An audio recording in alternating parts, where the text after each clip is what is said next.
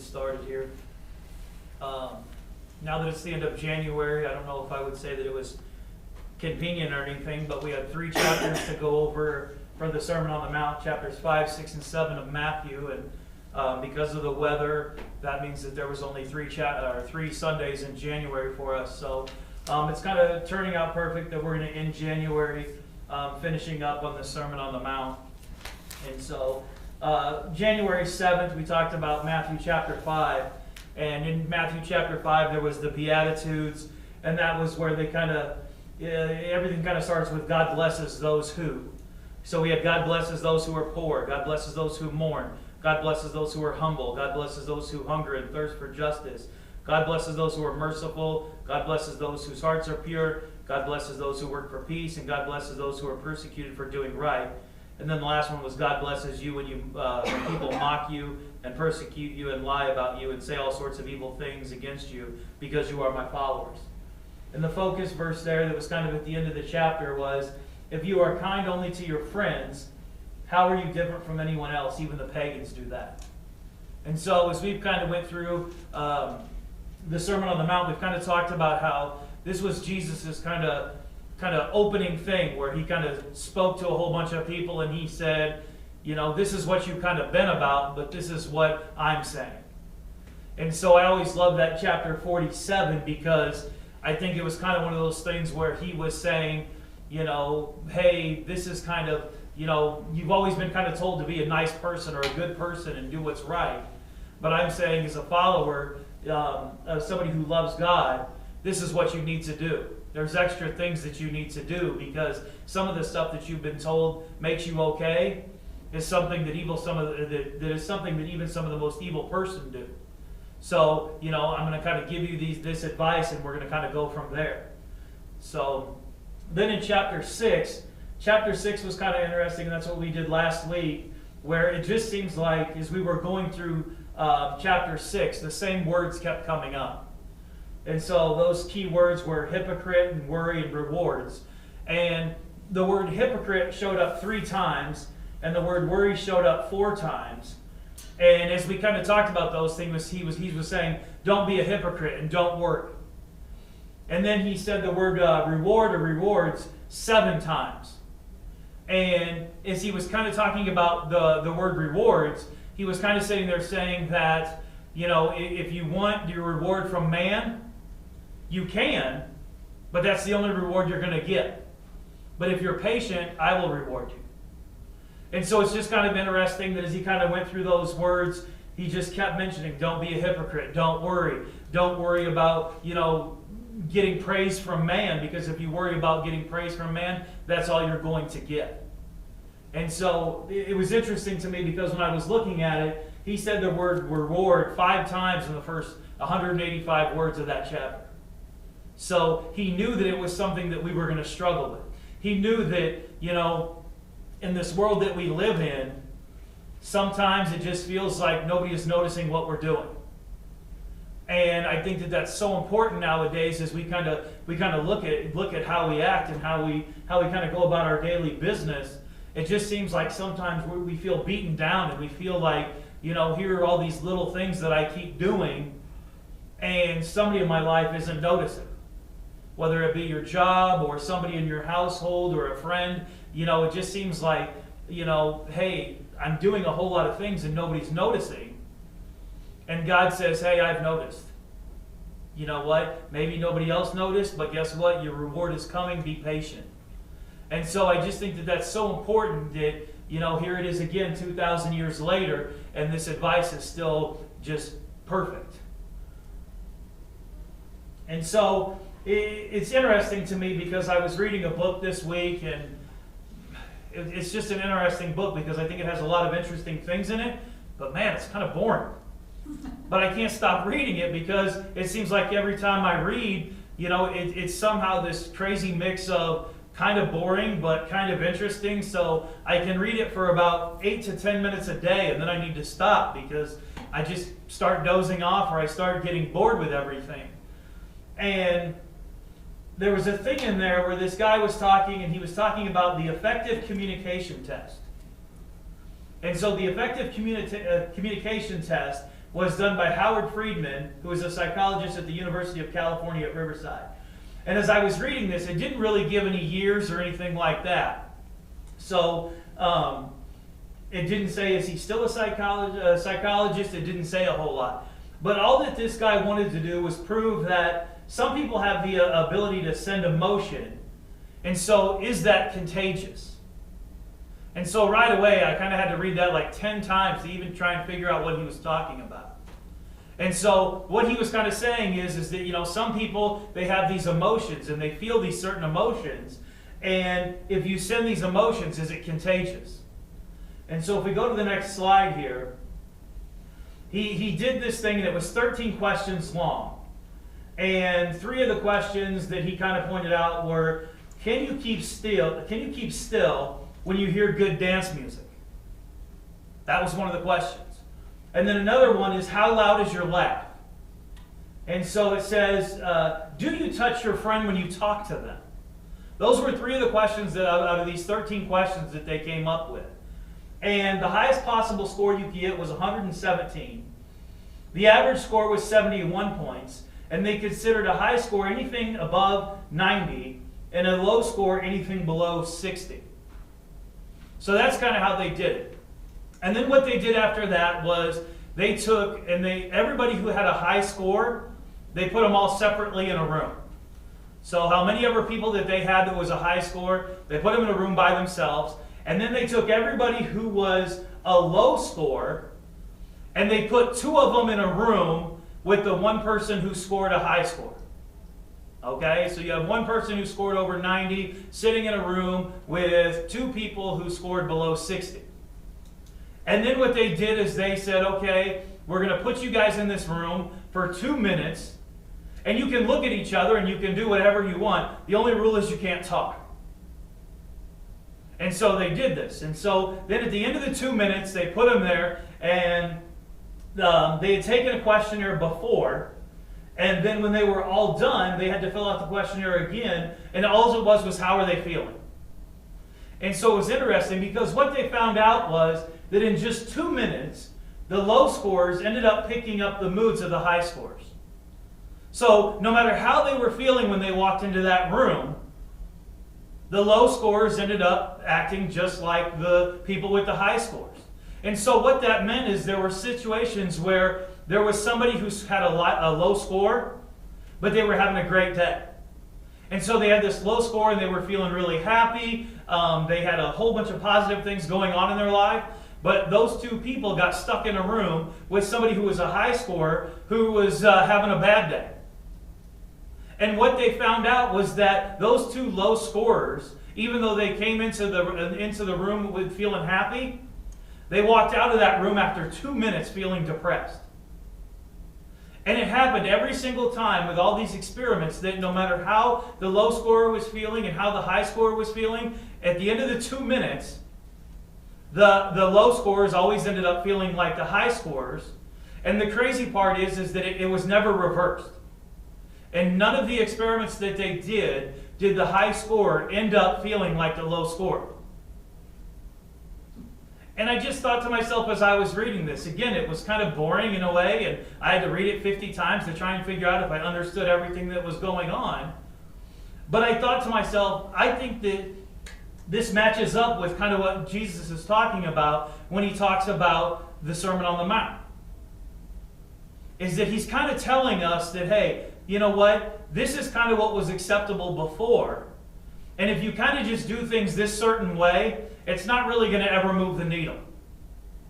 If you kind of go in and you do every single thing that, it says, you can get a divorce, but you know what? Just give them a certificate and walk away. And he's saying, no, that's not good enough. You need to do something more. And he's just going over all these rules that they learned from, back in Moses' day. And he's kind of saying, you know what? When somebody says walk with them 1 mile, I want you to walk with them 2. I want you to always do more because guess what? There are people out there that are feeling a certain way and we need to change that. And he's telling us that if we follow the directions that he's given us, we can change people's lives.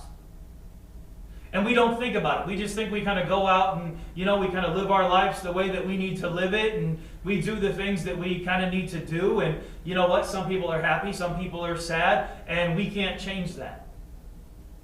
And as I was reading that, I just thought to myself, what if we're in a waiting room at the doctor's office? Is there something that we can do in 2 minutes that as we sit there, can we, what we would probably say nowadays, we would probably say, could we give off a vibe that there's somebody sitting across from us and they're nervous about what's going on and they can look at us and say, man, they're sitting in the doctor's office just like me. How come they're over there feeling calm or positive or something like that? Can we go to our workplace and, we're sitting in a cubicle and somebody else is sitting in a cubicle and, how come we're happy and they're depressed? Or how come they're pointing out all the horrible things that are going to happen at work? Or, and we're sitting there going through the same exact day, but we have a good attitude. And I think that if we can do that, does that mean that there are going to be people who say, hey, excuse me, can I just ask you a question? Why are you feeling the way you're feeling?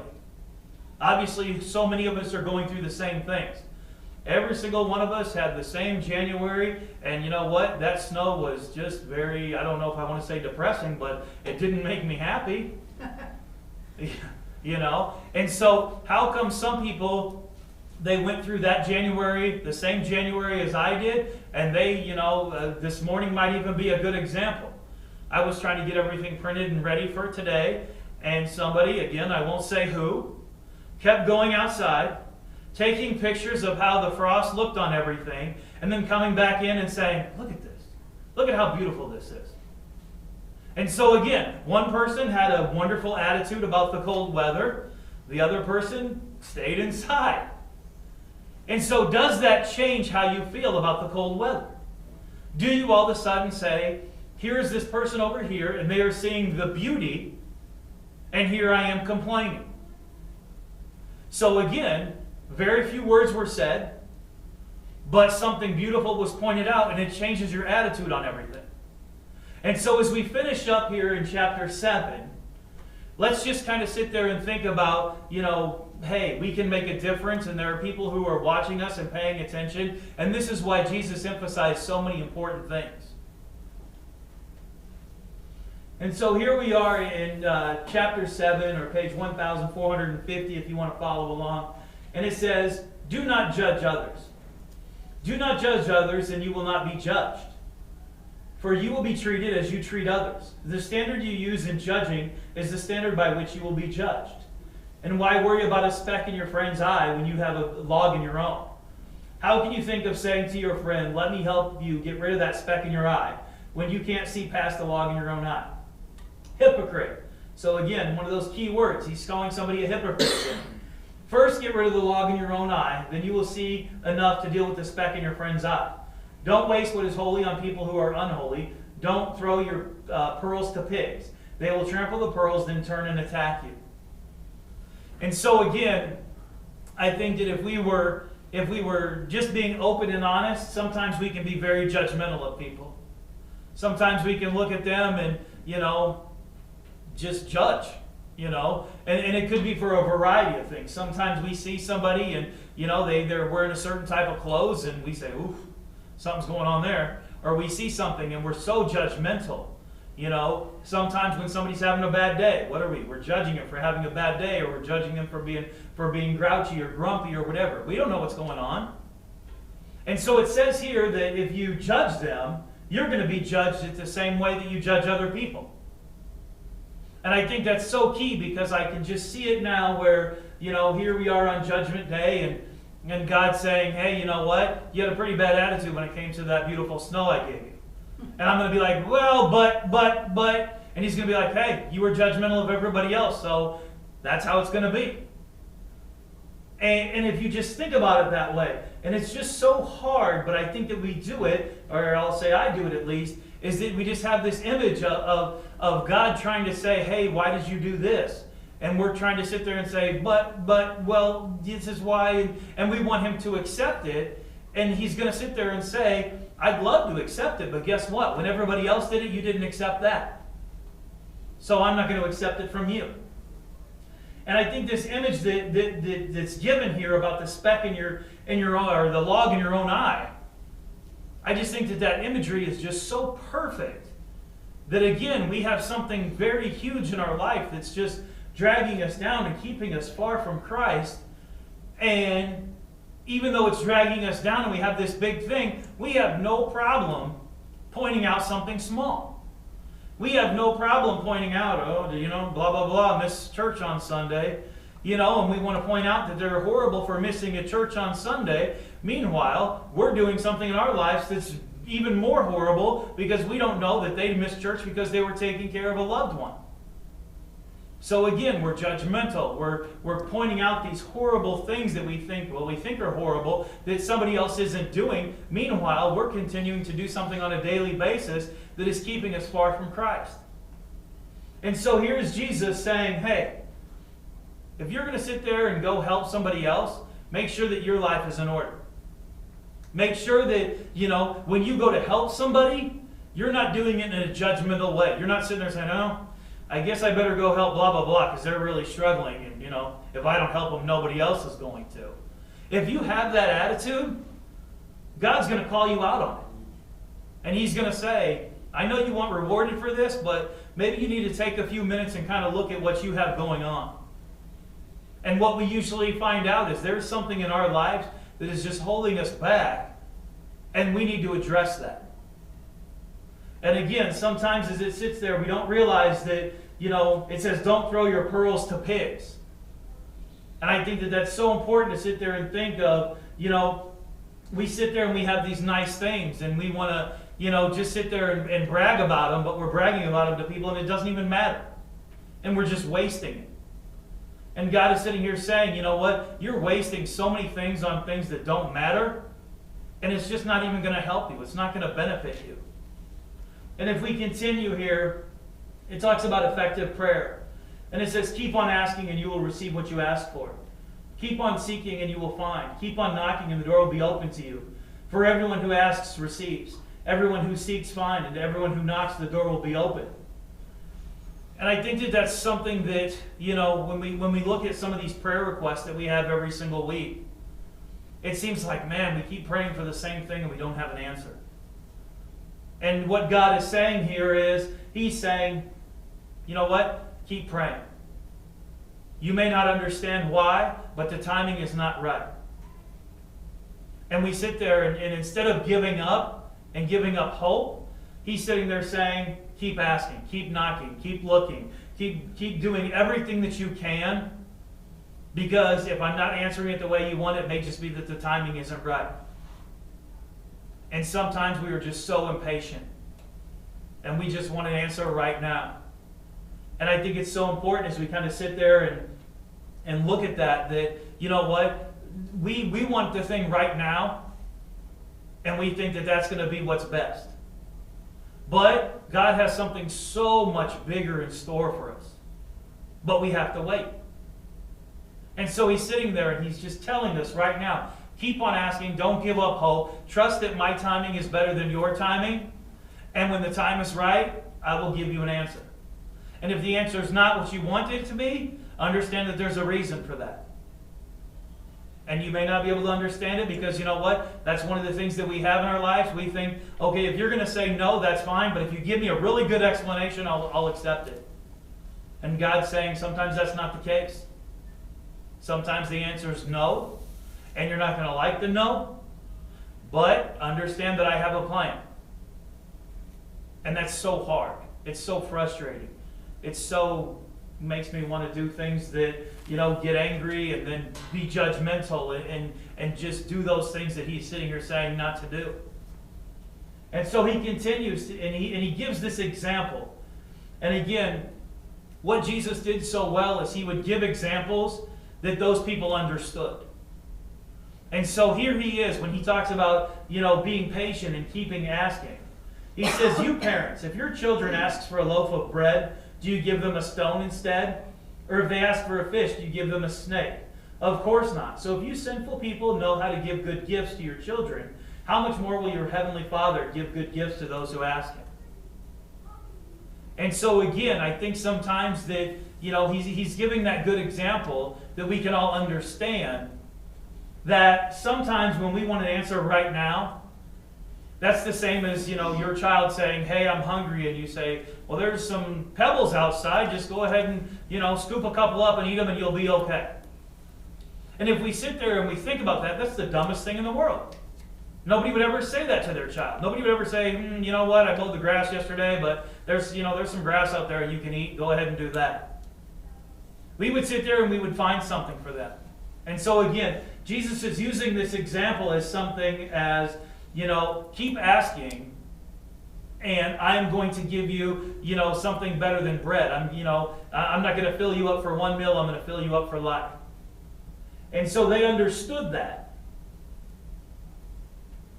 And so here, the golden rule, and for some reason every time when I read this in the Bible, it upsets me. And so it says, do to others whatever you would like them to do to you. This is the essence of all that is taught in the law and the prophets.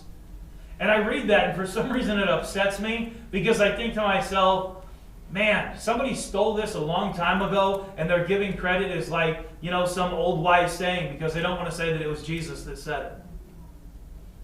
So there's millions of parents who, they don't go to church and they don't even believe in God, but they have no problem saying, you know what, somebody wise a long time ago said, this is what you need to do. So here they are, I don't want to pick on anybody, but in my mind I just have this vision of an atheist telling their child, what was great advice, what is something really smart for you to do? Treat others the way you want to be treated. And they're just thinking that it was some wise old man that said it, and they don't realize that it came from the Bible. So I think it's so important sometimes to understand that this was something that Jesus said 2,000 years ago. And now he says something that's a little bit frustrating in a way. It says, you can enter God's kingdom only through the narrow gate. The highway to hell is broad, and its gate is wide for the many who choose that way. But the gateway to life is very narrow, and the road is difficult, and only a few ever find it. And I think to myself, ooh, this is so true. It's so easy for everybody to say, hey, let's go out Friday night. We've had a long week of work. Or, that snow's finally clearing up. Let's go out and have some fun. And that's easy. That's the easy thing to do. The hard part sometimes is to say, it wouldn't be bad to go out, but I want to go spend some quality time with my family. I want to go do something fun. Or, I know that, maybe my child or my brother, sister, whoever has some time off tonight. Maybe I'm going to give them a call instead. And, uplift them in some way. And so sometimes we choose that easy route to go out with our friends and do something. And God is saying, there's probably something better to do. And like I said, it's so easy to sit there and do what everybody else is doing.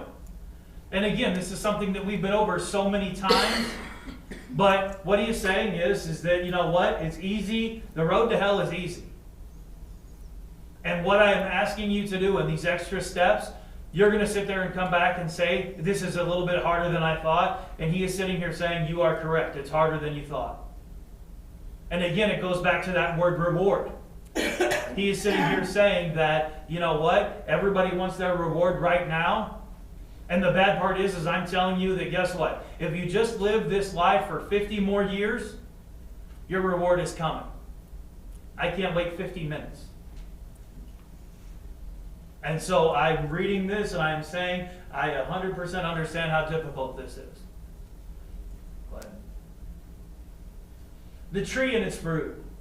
Beware of false prophets who come disguised as harmless sheep but are real vicious wolves. You can identify them by their fruit. That is, by the way they act. Can you pick grapes from thorn bushes or figs from thistles?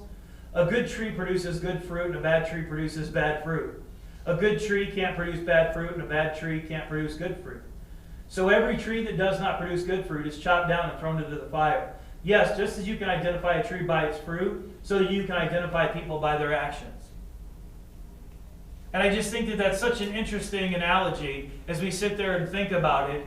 Obviously, we've all seen fruit trees, and some people eat fruit. And it's just so interesting to sit there and understand that what he is saying is that if you are a tree and you have all this good fruit, everybody wants it. Everybody wants to have a bite of that apple or pear or whatever the case may be. And what they're saying is that whether you realize it or not, everybody can see your actions. Every single person is taking note of how that person acts. When something good happens, when something bad happens, when something stressful happens, whatever happens in your life, everybody is noticing how you react to it. And that's how they're going to tell if you're a good tree or a bad tree. And we don't think about that sometimes. We think that, we're sitting in our own little world, only worrying about ourselves, and we're not noticing that everybody else is kind of saying, you know what, look at how that person reacted to that bad news.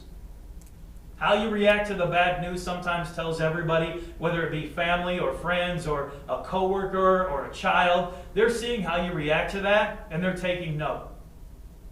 And so it's so important as you read this to understand that our actions are what everybody else sees.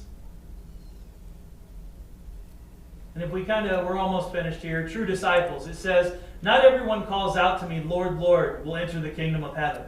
Only those who actually do the will of my Father in heaven will enter. On judgment day, many will say, Lord, Lord, we prophesied in your name and cast out demons in your name and performed many miracles in your name. But I will reply, I never knew you. Get away from me, you who breaks God's laws. And I just sit there and I think to myself as I read that, can you imagine on Judgment Day that happening? Can you imagine if we just sit there and, it's not very fun to think about, but can you just imagine that, you say, hey, God, we did this, we did this, we did this.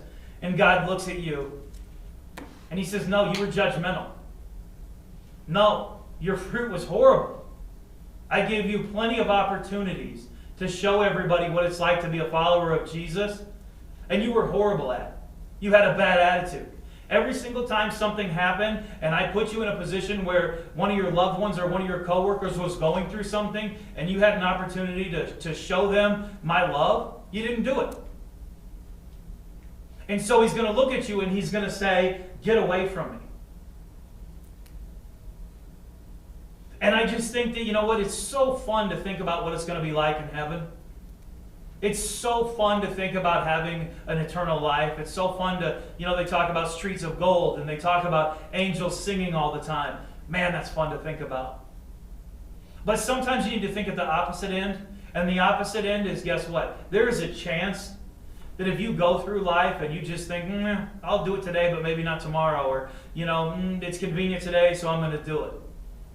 When you follow Jesus at your convenience, be prepared to hear, get away from me.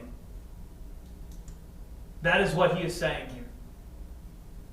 And if we go to the final slide here, it says building on a solid foundation. And it says here, anyone who listens to my teaching and follows it is wise, like a person who builds a house on a solid rock. Though the rain comes in torrents and the flood waters rise and the wind beats against that house, it won't collapse because it was built on bedrock. But anyone who hears my teaching and doesn't obey it is foolish. Like a person who builds a house on sand. When the rains and floods come in and the winds beat against that house, it will collapse with a mighty crash.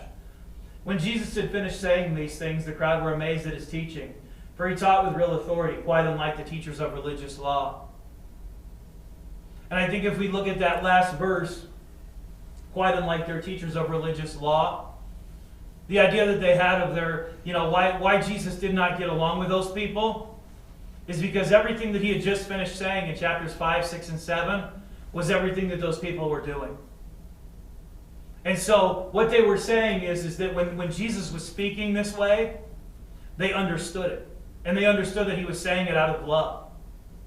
They understood that he was being very honest with them, but he was doing it in an honest way. And he was saying, there's no tricks here. I'm not going to make you pay $1 million extra. I'm not going to sit there and say, oh, that one's, they would bring animals in for sacrifice. And, those guys would be like, oh, that's bad. So you're going to have to buy this one from me for 5 times more than that one. He said, no, there's no craziness. There's nothing. I'm not lying to you. I'm not going to tell you anything shady. I'm not going to do anything weird. I'm going to 100% honestly tell you what you need to do. And if you do it, you can spend eternity with me. And if you don't, get away from me. And they understood that, and that affected them. And they loved it. So as we close up, again, I just think as you start a new year, it's so important to look at some of the words of Jesus and start out there. I think Jesus said so many wise and important things that will help us. And I just want to spend some time this year focusing on that. Our final song is going to be Wonderful Words of Life, page 326 are up on the board. Let's just stand and pray and sing our final song. Heavenly Father, thank you for sending your Son. Thank you for giving us such wise words, and just thank you for the way that he explains it and describes everything and just makes it so that we can understand that. Please be with us this week, and please help us to look at our actions and see that we're bearing good fruit. Please put us in situations where we can show your love and be able to explain to people why we're different. In Jesus' name, amen.